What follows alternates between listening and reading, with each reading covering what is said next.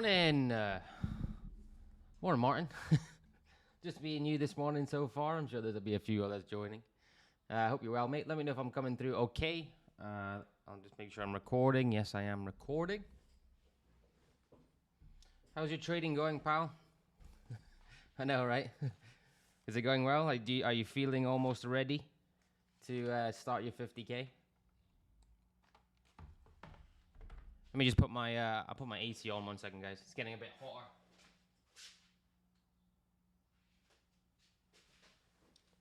Morning, Silver. Hey, James. Morning, James. I'll just let you type Martin before I get into it. So far, so good. Almost ready. Up 1,500 after 800 drawdown. Well done. Well done. Consistent profitability is always good. Is always good. So yeah, just let me know when you're ready, and we will get it sorted. There's also it's up to you actually, Martin. I can do my Forex funds as well. Have a look at both of them, see what you like and dislikes, and I'm easy after each. And obviously, well, no, I'm not going to recommend StockNet just yet. Not just yet. I just have to properly review it. Morning, Dale. Okay, let's get into it. Might be a little bit of a shorter stream because obviously it seems to be quite quiet this week so far. Out of Aussie CAD, as I said this morning, I was looking for a wee bit more out of it, but I got about 2R, which still is, just under. It was 3.9%, so just under that, which was okay. Clipped out here. It happens. I'm fine with that. It's still decent. And we move on. I do think the bias is down, but it's putting yourself through that potentially another day or two of a pullback before it possibly even goes or does not go. So either way, it's pretty good. Okay, so SPX this morning. We are in pullback mode, but there is some strength to this pullback. So what are we thinking for the markets? From a daily perspective, the day was obviously decent, right? Well, obviously decent here, quite a hammer bar with an increased volume. We didn't quite touch this area. Whether that means we have to go down and whether I think we're going to be a little bit like magnets, it's kind of 50-50, right? It's kind of 50-50 for me because there is some strength to this pullback. There is some volume to the pullback, except we are in pullback mode. We are still within the realms from this latest impulse that there is still technically a pullback. So, possibly if we turn into a complex, maybe if we continue to push on, right, and we push on with some strength here, there may be an option of changing our bias a little bit and saying, well, are we going to continue or are we going to rally like we've rallied quite a few times before? And I honestly wouldn't be surprised. It's quite difficult to predict where this market is going right now. It's very difficult. Times where it's looked like it's good and it's moving up and it falls off. Times where it's looking like it's falling off and it pulls up. So, maybe from a larger scale, we could be getting this, maybe. Could be getting this from a larger scale. Head and shoulders for continuation, possibly. We can still come down to here and give us a right shoulder. This is the bottom. So maybe that's something that could be happening. But we still have to go with the daily looks relatively bullish because of that volume. But the 4 hour is still in pullback mode.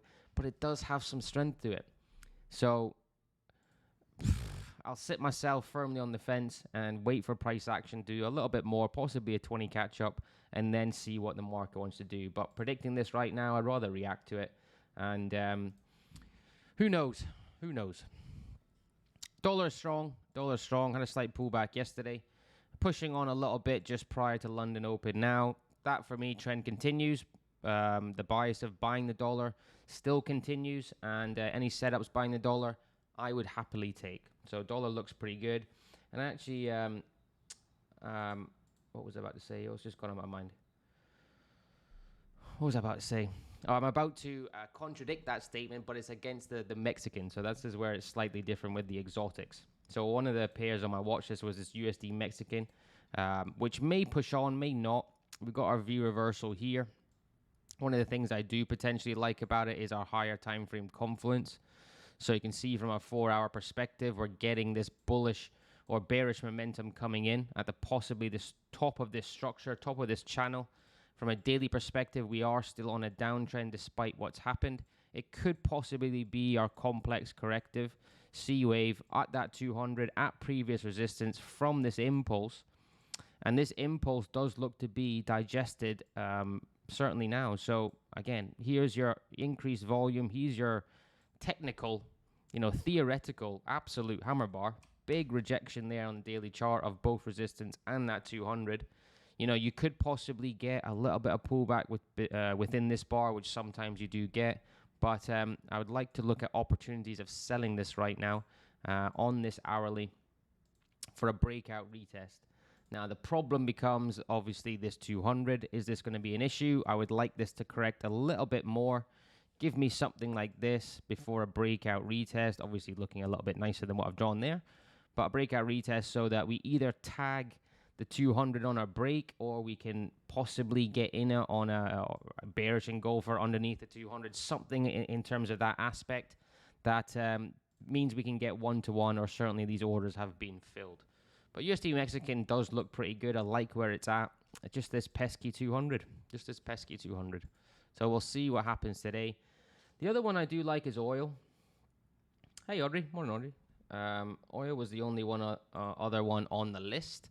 From a daily perspective, obviously we're looking here, V reversal, double V reversal, looking at that increasing pressure down into this zone. Now, the difference with, our kind of pattern like this and our pattern like this is theoretical. Our wedge dictates upside, this dictates downside. So that's okay for me. Just need this to come down, really test this area. Few bars of consolidation before a breakout to the downside. Depending on what this 200 is, we'll have to see as time goes by. But for me, same as yesterday, not really much to look at. Not really much to look at, which is a shame. But USD Mexican is probably the only one major one for the day ahead. Okay, so basically the bias is a little bit of a hunch that the stock market may rise because of the pressure and a decent bit of volume coming in. And dollar for me is still upside. Until it tells you otherwise, dollar for me is upside. So any setups there, I'd be happy with that.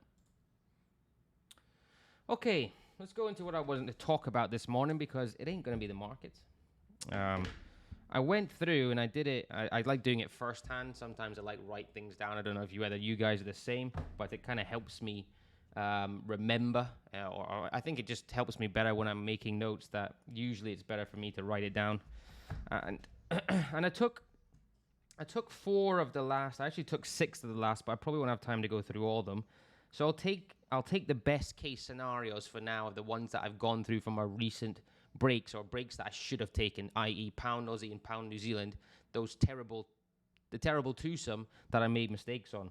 So as I said last week, I think last Friday, I've left 18% on the table. And being I think I'm 6.1% on the year. Well, I am 6.1% on year to date. Which in the grand scheme of thing, okay, with the markets being down 10%, okay, it's okay. But as I said, that's 18% I've left due to mistakes. And that's not even including pound Swiss. They're all pound trades, by the way. Pound New Zealand, pound Aussie, pound yen, and technically pound Swiss. Which, I don't know if some of you, maybe Silver and Martin, you might remember, was the very first day I was back in January. Got a good memory for these things, I don't know why. But, so being from 6 to really should have been being plus 20 from my personal psychological mistakes, bit frustrating. However, we always try and be glass half full. There's always more trades going in, and there's always room for improvement. So I've still got NZD CAD in, actually, on this aggressive, which I feel that maybe might be out soon on this SAR, but still got a little bit to go. I'm currently up about 6% on that, meaning the aggressive is, I think it's on 23 or 24, something like that. I'll get that up when I finish. So there is positivities, and you just can't really get bogged down with it. It is frustrating sometimes when you make a mistake like that, but hey ho, that's how it goes. Let's not beat ourselves up. Okay, so this is what I'm thinking from my perspective in terms of a 4-hour break. So I'm concentrating on the 4-hour. Okay, I'll look at the daily as well. what I'm thinking in terms of 4 hour is I do the exact same, obviously, as I'm doing. I'm not changing anything set up. And when I decide in my mind that I'm taking a 4 hour break, right, I move down to the 30-minute, right, and put my stop above the latest anchor, okay? So if I go into the last couple of trades on what I mean by that, and maybe I'll just do one or two depending on the time. I don't usually like to do more than half an hour. But let's go into pound New Zealand. So if we go back here, right, this was our trade on pound New Zealand here, or our trade that we didn't get all this out of. God, Ryan, what an idiot. Anyway, so we got a cut with handle. Obviously, the things remain the same. ABC, taking the break here. So in our pound New Zealand trade, the stop was here. So if we go and go down to the 30-minute chart, okay, and we move back to where that breakout was. So again, I'm thinking of real life. How am I going to? How am I thinking in real life? In the 4 hour chart at this point in time, I think it was this particular bar, or it was this particular bar. I'm saying, okay, I'm putting my order in. So I go back to the 30. Once I say my order is going to go in, and I look for. Remember, we were here, right? And I look for the latest anchor. So I'm thinking in real time. Whereas if we've got here and we're in this consolidation, right? So I'm looking for an anchor and price to move down. So once we get this, and particularly this bar here, okay, so particularly this bar here, where we break underneath these lows, this would be my option of getting, instead of a stop here, where I place my order on the breakout area. So in this particular example, the initial stop I've got here on pound Aussie was 130 pips, right? So 130 pips was this one, option 1, normal. And the second one, latest anchor, was a 50 pip stop, okay? And it ran for, I think it ran for 1.5. So it ran for roughly around 1.5 on this one. But obviously, if we zoom out from there, from a 50 pip stop, the important thing to know is it didn't come back, okay? It didn't come back to our stop location. Okay, so that's okay. It maintains that win rate, okay? This is one of the main things I want to maintain is a decent win rate on them.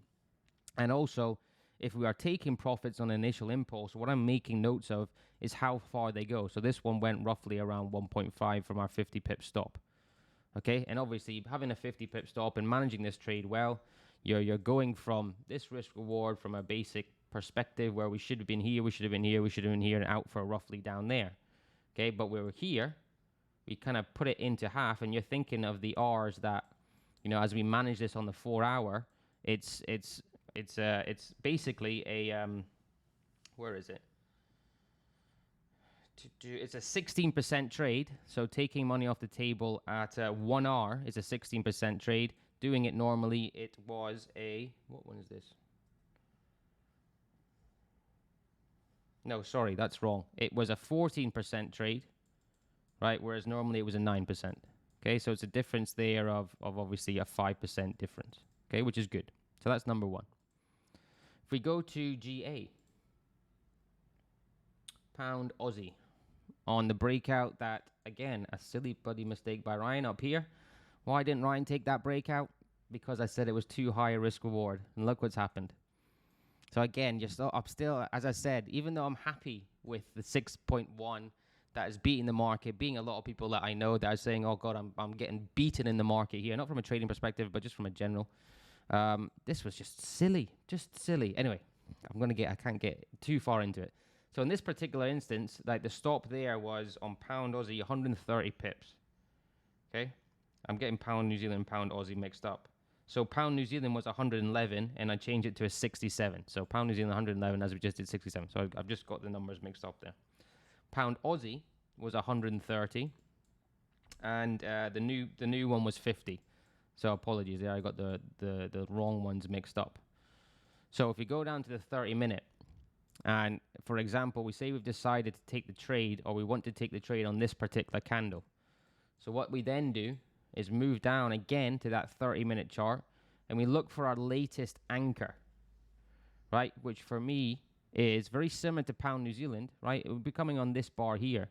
So we've kind of got to be fluid with it, right? So if we are saying we're taking the trade roughly around here, okay, we could possibly, and again, thinking about the realities, because it's easy to do in hindsight. Well, we'd probably have the breakout. We'd move our stop from there to there. But then once we see this, okay, we go down again and we increase our risk reward from whatever it was initially down to here, because it's not broken yet. So when we see this and when we've decided to make an entry, this is where we need to keep on top of it. Because again, in hindsight, it's so easy to do. So as we see from this one, and this was a really great example on Pound Aussie, because we haven't moved that much initially, okay? So we haven't got our 1.5, we've just got over a 1 on our initial reaction. But the main thing is we are not stopped out, okay? So price did not come back, i.e. it did not breach that previous resistance zone. And as we go from a great risk reward from a not a great risk reward up there, right? We think about the difference in R moving over to our 4-hour chart, because remember, we're using our 4-hour chart for our TPs and trade management and swings, right? You look at the effect of that from probably here on a move like this, right? It's ridiculous. So you're moving your stop, very similar to Pound New Zealand, and you're out roughly down here. So again, I think that was another about 12%. Get my numbers mixed up here. So, sorry guys. So basically, on Pound New Zealand, okay, let me just put it down. 9% was normal trade management, and 14% was new trade management, i.e. 30-minute anchor. On GA, on this one, normal trade management was 6.4%. Right, new trade management, again, this was only taking half an hour off at 1-to-1, which I will change. I just need to find the data on how, on average, how much they run. And new trade management, again, using that was 16%. So you can see the difference, obviously, between the 6.4 and the 16 and 9 and the 14, with just a better risk management and the fact that it didn't come back and hit that stop loss. And again, this is also important, is that's just taking 50% off at 1-to-1. I've not even changed that yet because I still need to find a bit more data. Whether, you know, the ones that run, I could possibly take a 2R, possibly a 1.5, whatever the averages tell me, which will obviously affect those numbers I've just shown you as well. Okay, so that's GA and GN. If I go to a recent one, EURUSD, so our recent breakout that we got 1% from on this 4-hour chart, which, where did we take it from? Here, I believe it was. So we decided to take this break on this 4-hour bar here, right? So our stop was obviously there, or roughly around there. Entry in here, we got TP1 on this wick. Again, we move down to the 30-minute once we've decided to take this trade. Where's it gone? Where's it gone back there? Okay, here we go. So with this one, right, we move down from this stop here, and I think when I was analyzing it, it would have been down here. So we would have got not a lot of difference on that one, on EURUSD. I think it was 83 on this, and it was 50 on this. Okay, so not massive difference, but still a difference, where it ran for 1.5 rather than just 1. So on EURUSD, again, we're using the same trade management. Right, for that one we got 1%, right, which is 0.5R, which is, yeah, 0.5, and a new trade management you get 0.75. So even though on these ones that come up and stop you out for break even, you're still potentially getting a little bit more than what you would do previously. So, you know, it's not gonna work for everything, but you know, ones that do come up, that's fine. And if we can get a little bit more out of them, then potentially that's good as well. The last one I did was GJ. I did do the UK 100 as well, but I won't go into that today. I'll do another kind of review as we go along. But, you know, whenever now I take a trade or certainly a breakout, I'm going to be taking notes on the 30-minute, because, again, that 20 to 30 trades is a good number because I know what I'm doing. But the main thing I want to see is are we coming back? Right? Are we going to... If we have a tighter stop, are we coming back to our entry? Right, where was GJ? Here was GJ.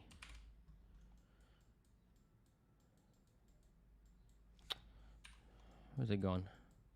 Here. This was one over the US session that wasn't in the market for. Okay, so we got our setup here. We're Boo ABC. Trade was potentially taken on that 20. What we do again, once we decide it, well, our original risk management or our stop loss was here on GJ. Obviously not taking, I'm just talking hindsight perspective here, which was 80 pips. So this was 80 pips. Right, so we decided to enter. We moved down to our 30-minute chart.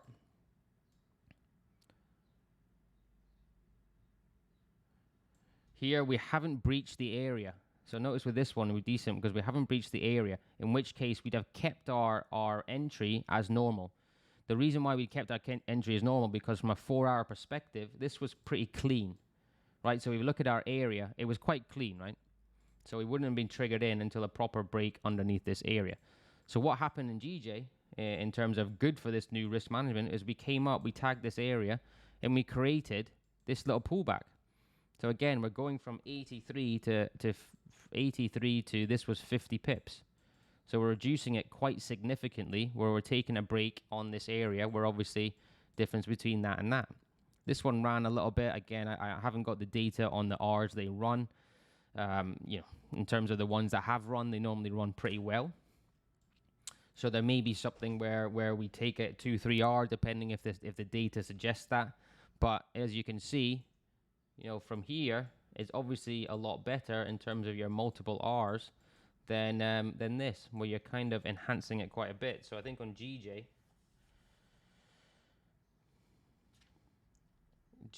I got about 4% out of, I think, in terms of when we got stopped out. I think it was roughly somewhere here. Again, this includes half an hour running. It's important. And our original profit was only 2.5%. So again, I still think in terms of the 4% on let's say GJ, 4%, the 16%, and the 14%, there's still ways to get this a little bit higher, right? In terms of our first trade, i.e., are we taking 1-to-1 or are we not? But that's why I went in. I kind of like the idea of a 30-minute anchor. But what we have to do, as I said, everything is so easy in hindsight, right? And when you do it in real life, you have to make sure that you know what you're doing, because once we decide to take a trade, what is going to be there? I don't know. You know, for example, in GJ, let's just talk about real life, like in real, oh, God's sake, right? Let me go back. Excuse me, guys. Here, so GJ, at the point in time where we've decided to take a break, right, which is roughly around, must be around this area. Okay, what do we do? Again, think about it. You don't know what's happening here. We don't know what's going on. So at that point in time, we still have the same stop, right? And in which case, if this moves through, which I think with the UK 100, we had the same stop. So I think sometimes there could be no difference at all. And then we've got it here. So, you know, are we going to be, at that point in time, are we going to be triggered in on this one? I don't think so. I'm pretty 99% sure we wouldn't. But again, thinking about the realities of what we can do, same with GA and GN. So I was trying to go through and thinking about what is my mindset and what am I going to think as price comes down, right? Do I always put my order in from a 4-hour perspective when I've decided it? And then if I do get triggered, okay, I get triggered. If I don't get triggered and I get a point where I can move it down, then that's what I do. So that's the kind of ethos in what I'm thinking in terms of my risk reward. And specifically, the most important is that stop loss location, right? So even though I bang on about give your trades room to move, and within the breakout retest, I don't think there's going to be any changes in that with the previous anchor, because we're still talking on average, let's say 30 to 50 pips.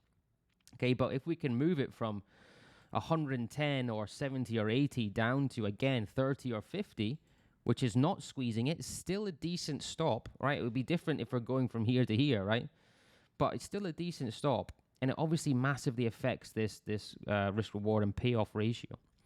So, you know, I think there's definitely 100% something there, but I have to forward test it and make sure it's working properly. Because if you can get to the stage where, you know, those breakouts, and we're noticing that they're not coming back, right, and they're not hitting the stop on our 30-minute as well as our 4-hour, then that's perfect. That's the main thing I want. I don't want to see, 20% less trades hitting that and then coming down. And I don't think that's going to be the case. And you might say, well, Ryan, why didn't you think about this before? It's funny how you kind of wake up and there's things like, for example, I remember volume.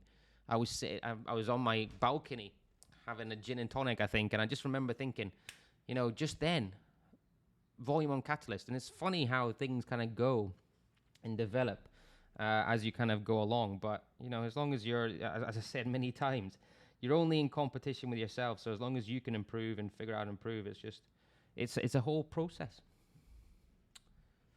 So that's why I'm thinking so far. As I said, I will make a proper sheet and go through. But right now, I'm just, I like writing it down. Don't know if you guys are the same.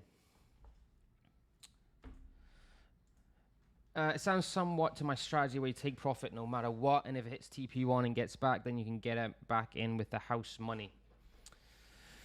I don't think it'll be something I would get back in, Martin. It's not really, that's not something I think about. I think if it comes back up, it will hit my stop, and I'm looking to get a little bit more out of it, whether it be 0.75 or an R, depending on that first TP and the risk reward. But if it comes back up, I don't think I'd re-enter. It's ones that, like GJ, like GN, like G Swiss, like other ones like Swiss yen that we had that really moved, where the very slight change in trade management gets you up from potentially your 5 to 6% to obviously, or 5 to 6 to 10 to 10 to 20, let's say. The strategy's there, but I think if it comes back, it's normally a fake, very like EuroCAD, comes back up and then potentially heads in that trend direction where, you get this stop hunts and the volatility, etc. So it wouldn't be something I re-enter. It would just be that one trade. But I need to figure out where I'm taking my TP1s. I like taking TPs, right? Certainly, I'd like taking money off the table. Because on those examples, yeah, they're great, but examples which will be quite a lot like EuroCAD, where they go TP1 and they come back, you don't really want to take a full loss, again, from a psychological perspective. So taking money, again, if they can be, 1.5 R, if they, on average, they run for that, then great. But let's find out. Let's find out, huh? Let's find out. This is the fun part. And I think since doing the aggressive strategy, I'm kind of in that mood to do it, in the mood to test and, again, go up another level. And, I'm excited. So we go back to our aggressive, and I'll end it on here. So I go to my aggressive stats with that NZD CAD not in, which is probably going to be roughly, let's say, 5, 6. You're talking 9, 20, 23, 24, 23, yeah, as I said, 23, 24%. So if I can, and my kind of, in my mind, what I'm thinking is if by the end of, what we're going to say, by the end of maybe summer or somewhere around that, where I can implement the aggressive, I don't know why I'm writing there. I don't need to write. But if I'm implementing the aggressive and then, improving my breakout, my 4 hour, and obviously the daily breakout, I move down to the 1 hour rather than the 30 minute, then that's great. That's exciting. It's exciting. All right, guys, anything you want me to look at before I head off this morning? There won't be many trades for me, unfortunately. Won't be many trades today. Pretty quiet week. CAD yen short. CAD yen. And also, guys, if you like the strategy, I know a lot of you do kind of employ the strategy that I use. If you see anything or notice anything or testing anything, put it in, as I said. A few minds are better than one. CAD yen short. It's funny now, isn't it? Because if the stock market wants to push, will this yen get even weaker? I can't. I would like it to go short. Looks like it's coming off a little bit now. I think let's see what we do.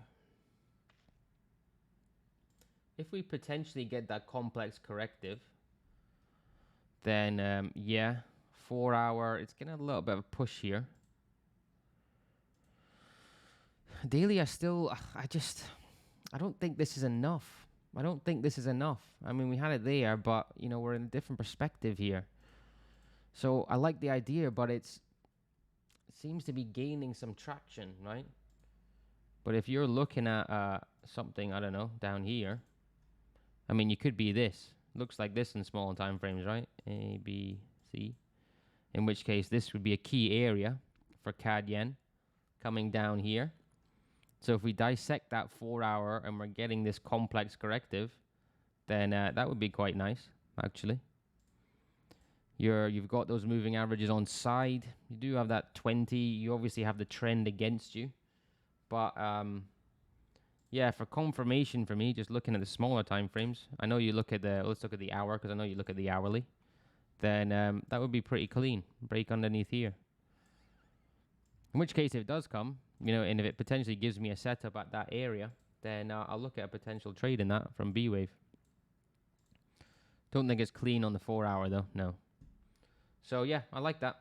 Break a B-Wave would make sense to me. Morning, lab. New Zealand CAD, yeah, I see what you saw in New Zealand CAD. I see what you're seeing in New Zealand CAD. I just worry about this 4 hour. You know, it does look theoretically more like a short than a long. So you're going against the grain.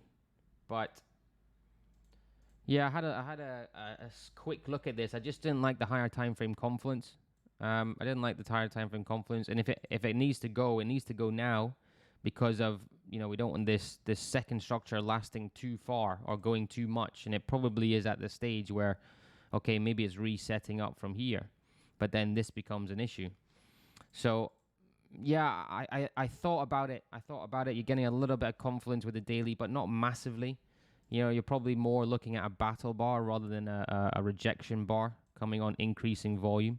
So that battle between buyers and sellers. We don't know who's going to take control yet, but it would make sense of a slight little pullback. I would just worry about going against the grain on it, personally. Euro pound, I like that idea though. I didn't notice that. Euro pound.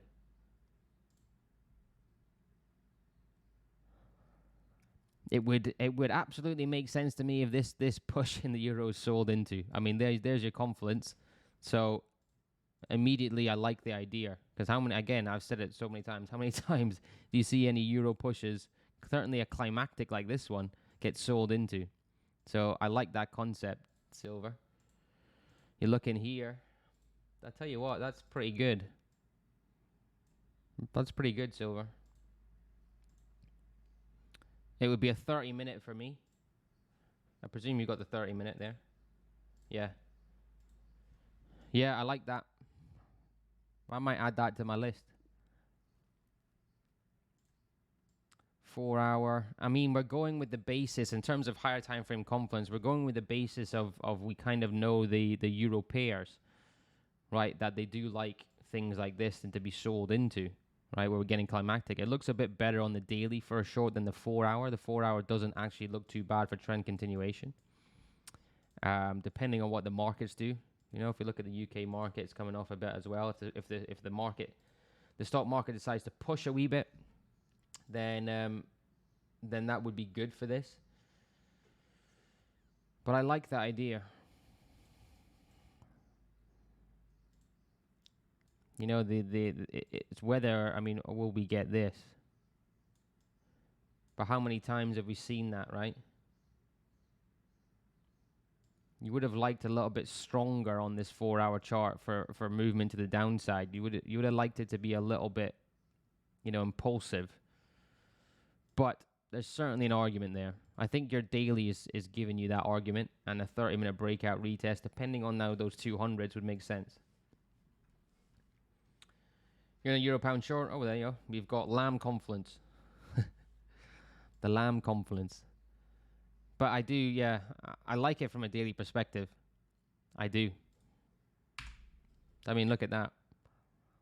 I know we're getting a little bit messy here, right? I know we're getting a little bit messy, but rejection of 200, rejection of 200, rejection of 200, rejection of 200, rejection of 200. Why wouldn't you? Why wouldn't you take the educated trade that fits your strategy on selling the euro pound? Yeah, agree with it. Yeah, correct. Yeah, I like that one. I like that better than Then Kiwi CAD. Silver. Oh yeah, I'm gonna put that. I'm gonna watch that actually. I'll put that on my watch list. Level broken. No, here. Euro pound short. 30 minute. 30 minute. Cut one handle. C trend. There we go. It's on. Alrighty, guys. Anything else you want me to look at before I head off and do some editing? Nothing. Alrighty. Right, guys. Have a lovely day. Trade safe, and I'll see you all in the morning. Peace.